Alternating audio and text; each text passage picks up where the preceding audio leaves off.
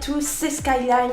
Aujourd'hui, dans cette toute nouvelle vidéo de Call of Duty WW2, je vais vous montrer le canoncier variante héroïque Domino 2. Donc je l'ai débloqué il y a quelques semaines déjà. J'ai pu le découvrir en faisant quelques parties de match à mort par équipe. Et aujourd'hui, dans cette nouvelle vidéo, je vais vous partager mon avis dessus. Tout d'abord, pour avoir ce fusil à canoncier, il faut passer au prestige 2 de la division expéditionnaire. Et c'est grâce au largage de ravitaillement que vous pourrez débloquer les variantes héroïques.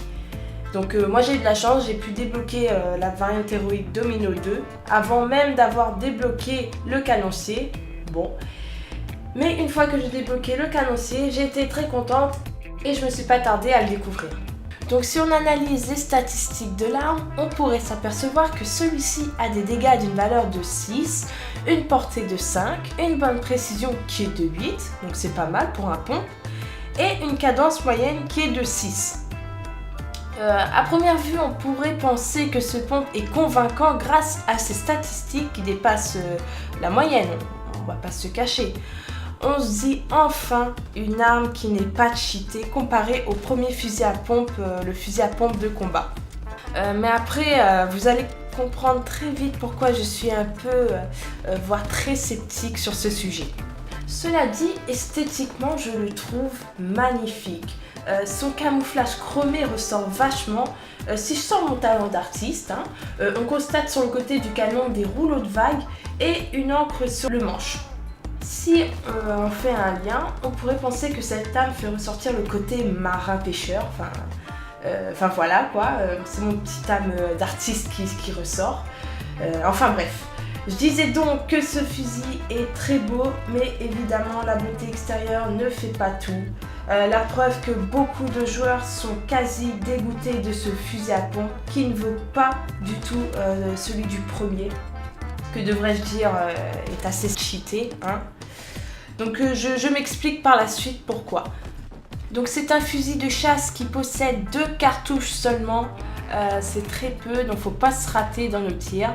Comme je l'ai précisé tout à l'heure, il y a quelques minutes, on pourrait penser que ce fusil est super puissant, mais ce n'est pas du tout le cas malheureusement. Et pour cause, au niveau de la maniabilité, il n'est pas simple et surtout au niveau des dégâts.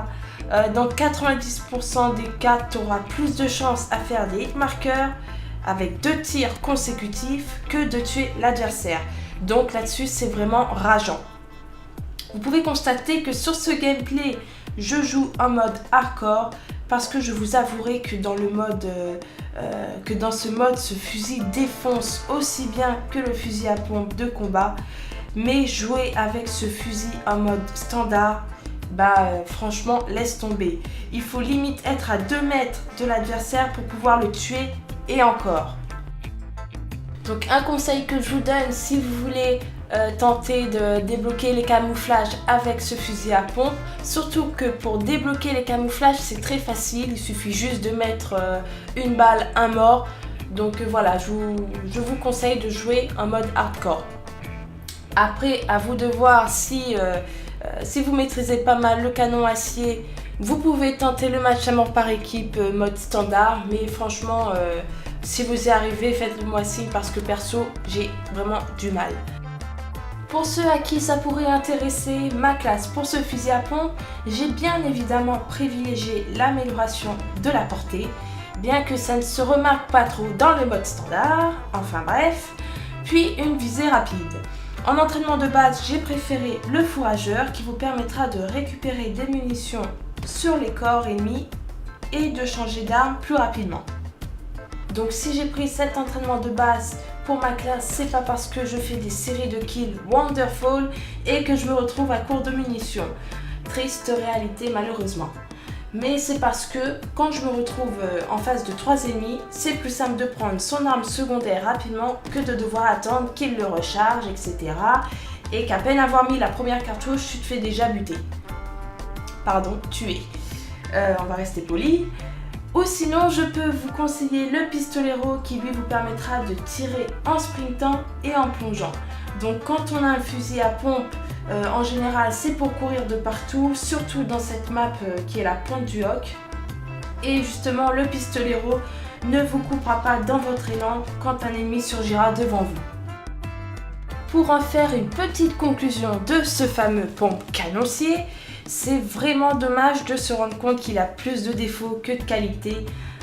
Sa qualité, c'est forcément, vous le savez, son côté esthétique avec sa couleur chromée, mais niveau jouabilité, on reste assez déçu du résultat compte tenu de ses statistiques. Ce qui est dommage également, pour pouvoir tuer les ennemis dans le mode standard, il faut limite embrasser l'adversaire pour être sûr de pouvoir la battre en une cartouche. Donc voilà, vous voyez le genre. Cela dit, il est vrai que si on recherche la facilité, c'est beaucoup mieux de jouer en mode hardcore que dans le mode standard. Évidemment dans des petites maps, telles que la Pointe du Hoc ou Flag Tower. Personnellement, je suis très déçue de cette arme qui ne correspond pas vraiment aux caractéristiques données dans sa description. Mais soyons positifs. Ce qui est sûr, c'est que ce fusil n'est pas cheaté, chose certaine. Alors ça, pour en être sûr, on est sûr. Voilà les amis, j'arrive sur la fin de cette vidéo. J'espère que celle-ci vous a plu. Si c'est le cas, un petit pouce bleu me fera extrêmement plaisir. Je vous invite également à la partager pour tous nos amis gamers et gameuses. Si tu n'es pas abonné à la chaîne de Xprimo, n'hésite pas à le faire. Dès maintenant, c'est gratuit. Sur ce les amis, je vous laisse profiter de petits bouts de gameplay qui restent. C'était Skyline Video Games et je vous dis à très bientôt pour de nouvelles vidéos.